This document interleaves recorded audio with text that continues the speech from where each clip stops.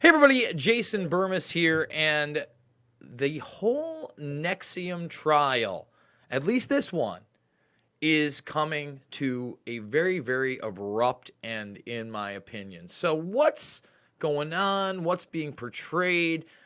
When are we going to have a verdict? Well, we're going to have a verdict rather soon. Now, the headlines yesterday, after closing arguments from the prosecution, were he's a crime boss. He's a con man. Now, he is a con man, but is this guy really Don Corleone?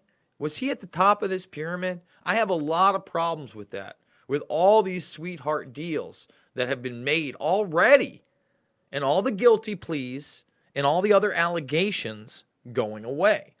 And one of these allegations today, by the way, closing arguments, the other thing is the defense didn't put up a case. Let me repeat that. The defense didn't put up a case. What did I just say? The defense didn't put up a case. They didn't present witnesses. They didn't present evidence. They did nothing. They didn't call Keith. They didn't call anybody. They gave a closing statement today, hours ago, where they said that disgusting lifestyles aren't criminal. Well, how about all the criminal activity that went along with those disgusting lifestyles that we've documented in many a video on these people? How about that? However, so I see this, all right? I see someone post this, all right? Breaking!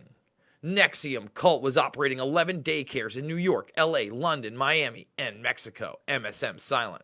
This is 6 hours ago, this guy. Now, he doesn't have a check mark, but he has a huge following. I guess he's a MAGA dude. He's some kind of a troll or whatever. What's breaking about this? I've gone over the documents, but it is alarming to me that we're not talking about the Rainbow Cultural Garden and all of its connections and its connections in the indictment, which are already very, very bizarre. So what's the Rainbow Cultural Garden and why should you be concerned? Well, these daycare centers were being used to funnel in women, if you can call them that, young women. I'm questioning what some of the age on these girls were, who were unqualified to get visas to come to the United States from many different regions. But Claire Bronfman would get them these visas so that they could be teachers at these schools. So you're putting all these women that are dependent on visas that are fraudulent. They're fraudulently obtained under Claire Bronfman, the Seagram billionaire, who's helping run DOS, this weird cult that involves Hollywood people like Allison Mack, and then you have Mexican nationals that are being kept in a room for 2+ years, and their youngest sister at 15 years old is with Keith. Meanwhile, weird experiments are going on too. Forget just the branding. All of this stuff has kind of been brushed under the rug. And even the doctor that performed, a lot of people call it branding. It's not branding. They were like little surgical procedures where they were embedding the initials of Keith Raniere and Allison Mack into these women. They had them on strict diets of torture. Again, even all this torture, let's say it again, disgusting lifestyles aren't criminal.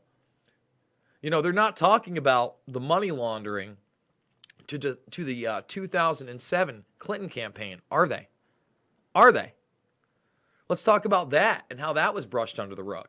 How Claire Bronfman, with the help of the elder Salzman, okay, they had promised all of these members of the NXIVM Success Program that if they donated the maximum amount to her presidential campaign, the primary run, back in 2007, they would reimburse them so that they could buy political favors. That's how money laundering for campaigns are done. It's campaign fraud. Come on, man. And that is just in the backdrop. In fact, in the indictments, you know, they actually cover up the fact that it's Hillary Clinton. It's an unnamed politician. And yet it was in the media all the way back in 2007. But then it was just, she has a cult following. Meanwhile, the father of Claire Bronfman and Sarah Bronfman, who was also involved in this, who has been overseas and wasn't involved in any of these court proceedings. Think about that. That's very odd, isn't it? Raniere had naked pictures of her on his phone. That was presented in court. She seemed to be heavily involved. but we're just going to brush that under the rug as well? I mean, what is going on here? So the father, Edgar Bronfman, is the head of the World Jewish Congress. He also gets the American Medal of Freedom from Bill Clinton, and he mentors Hillary Clinton to the point where she gives a speech at his memorial service. And these aren't concerning connections. Now, Bronfman himself seemed to have some kind of a falling out, and another aspect to this is actually hacking. All right? There were these weird patents that were filed. There were lawsuits with Microsoft, but then there was also hacking into other people's devices, including Bronfman's, Edgar Bronfman's, by this group. So, was this a blackmail operation on top of it? We already know that there was a point in the very beginning when Allison Mack and Rainier were named in child trafficking. And then that went away. And then in March, they brought those charges back. And then they went away again. And they said, no, this is the wrong district. I believe this is a federal case, although it's taking place in Brooklyn. They're going to have to try them in a different area. Well, I'm not so sure they're going to try anybody. She put away what was revealed to be a $14.3 million legal fund for this whole operation. We don't know what Mac's getting. We don't know what the Salzmans are getting. We don't know what a lot of these people are getting. We do know what Claire Bronfman finagled. Claire Bronfman finagled a deal where she gets 21 to 72 months. If they sentence her to more than 27, she can appeal. Think about how corrupt and what a sweetheart deal that is. Some country club prison for the crimes they're being accused of.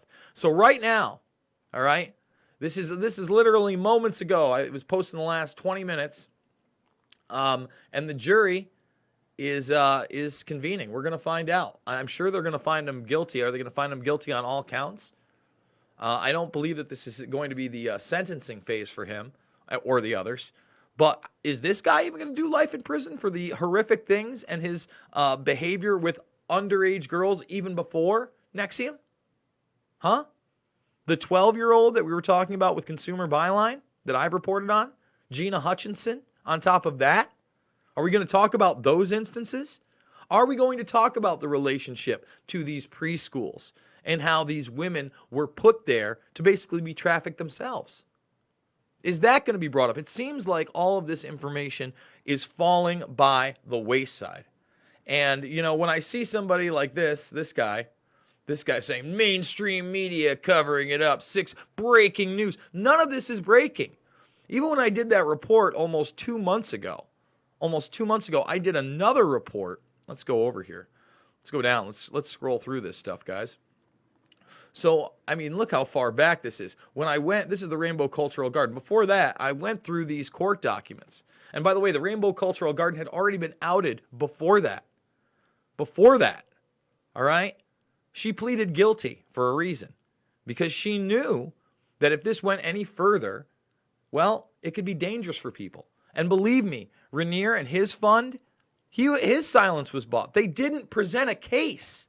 Nobody spoke. Can you imagine all this going on? I can't remember when a defense decided, hey, we're just not going to present this case. So, once again, guys, I'm being demonetized on a crazy level.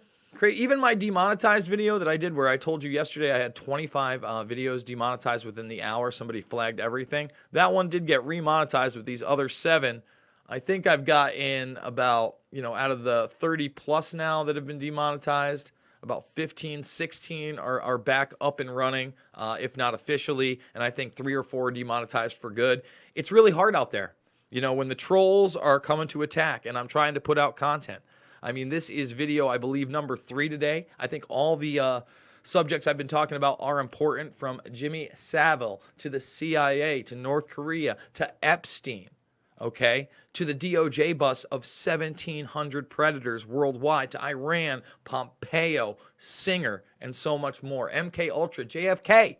We're trying to do real media here, and I can't depend on YouTube. So in the links description below, check it out, guys. I've got a GoFundMe going, and I hope that you can support me. I will see you all on the flip side. And if you're not subbed, join the Burmese Brigade right now. What are you waiting for?